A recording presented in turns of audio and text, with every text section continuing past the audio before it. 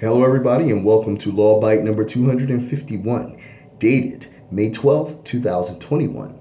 I'm Walter, your mobile historian and blue-collar scholar. This Law Bite is entitled, Understanding the Fourth Amendment to the U.S. Constitution. In my humble opinion, the Fourth Amendment to the U.S. Constitution is one of the most important parts of the Bill of Rights, helping to ensure that America does not officially become a police state. Specifically, the Fourth Amendment protects you as well as your real and personal property from unreasonable searches and seizures by the government. That includes the federal government, state government, and local governments. All right? Now, the Fourth Amendment doesn't protect against all searches and seizures, but merely unreasonable ones. All right? So let's read the text of the Fourth Amendment. It reads as follows: the right of the people to be secure in their persons, houses, papers, and effects against unreasonable searches and seizures shall not be violated, and no warrants shall issue but upon probable cause, supported by oath or affirmation, and particularly describing the place to be searched and the persons or things to be seized. Okay? So, the Fourth Amendment presents to us some rather absolute language in stating that the right of the people to be secure in their persons, houses, papers, and effects against unreasonable searches and seizures shall not be violated. That's pretty clear in absolute language. And no warrants shall issue. In other words, no warrant can be issued but upon probable cause. Okay? Probable cause, I know you've heard that expression before, and quite simply, in the most elementary form, it means reasonable grounds, all right?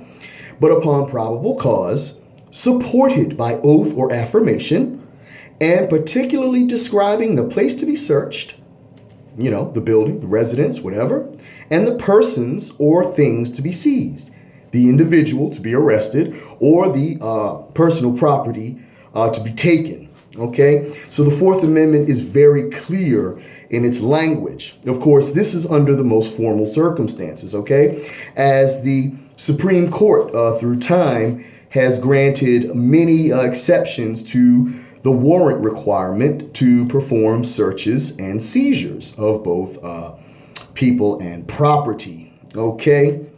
So, those exceptions have included the home, okay, the person themselves, as well as schools, and most common in cars, all right? Things such as consent searches, seeing incriminating evidence in plain view, searches, incident to a lawful arrest, and exigent circumstances, all right? These are all exceptions that have been defined through many Supreme Court decisions through time, which is where greater explanation and analysis will come from. All right. So, thus the vast majority of Fourth Amendment litigation has been based upon situations where searches and or seizures have occurred without a warrant. Okay. And one of, if not the preeminent way that the Fourth Amendment is enforced in court is by way of the exclusionary rule. The exclusionary rule is a prophylactic rule that prohibits illegally obtained evidence from being used against the person from whom it was seized. Okay? It is excluded from consideration entirely. That is why it is called the exclusionary rule. And it is a very important judicially adopted rule that protects the individual against violations of their Fourth Amendment rights. All right? Now, the exclusionary rule has been around. It is not stated in the Constitution, by the way, all right, if you were about to ask that question. The exclusionary rule, like I said, is a judicially adopted rule that first came about in the U.S. Supreme Court case of Weeks versus United States in 1914, all right? With the Weeks decision in 1914, what was then known as the Weeks Rule, barring the introduction of unlawfully obtained evidence in court to be used against the person from whom it was seized. The Weeks Rule initially only applied to federal courts, not state courts. So in state courts, roughly for the next 50 years, unless state law said otherwise, unlawfully obtained evidence in violation of the Fourth Amendment could be used against the person from whom it was seized. However, after 1914, that was no longer possible in federal courts when the Weeks Rule was applied. Accordingly, you can no longer use unlawfully obtained evidence against that individual. All right. Fast forward about 50 years to 1961 with the case of Mapp versus Ohio. The then Weeks Rule was extended to the individual states, all right, thus forever barring, under the appropriate circumstances, the introduction of unlawfully obtained evidence against an individual at trial to be used against them, all right? So now the exclusionary rule, all right, previously known as the Weeks Rule, barring the introduction of unlawfully obtained evidence against an individual at trial, is applicable to all jurisdictions in the United States of America, all right? Once again, the exclusionary rule is a judicially adopted rule that bars the introduction and use of unlawfully obtained evidence against a person at trial, okay? It is the primary way that the Fourth Amendment is enforced. Without that rule, the Fourth Amendment would essentially be a paper tiger, all right? It would look threatening, but it really would have no force. And the exclusionary rule gives the Fourth Amendment teeth, okay? And like I said, the numerous exceptions to the Fourth Amendment are detailed in a litany of different Supreme Court decisions that have come down over time, all right? So the Fourth Amendment to the U.S. Constitution, like virtually all the rest of the Bill of Rights, had its motives from violations, done during the colonial period in American history. And you had two specific types of warrants that were commonly issued.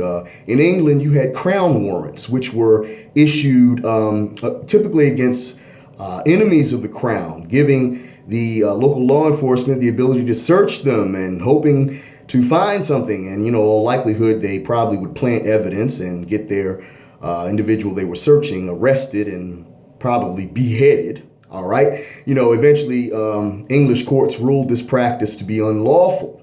And on the other side of it, the Atlantic, where we are in the American colonies, you had writs of assistance, which allowed local authorities to search the homes of individuals, often without restraint, without listing anything specifically, but to primarily find goods that theoretically taxes hadn't been paid on. All right, so it was a very intrusive procedure, which led to the Fourth Amendment, later on when the Constitution was written. And as you see, the Fourth Amendment is very specific in its terms. All right. So that, folks, is pretty much a simple, cut and dry overview of what the Fourth Amendment to the U.S. Constitution does. All right. And what it does is protect you, the person, as well as your real and personal property from unreasonable searches and seizures by the government. And again, that government could be the U.S. government, state government, or even your local governments, all right? All situations are applicable, all right? It doesn't protect against all searches and seizures,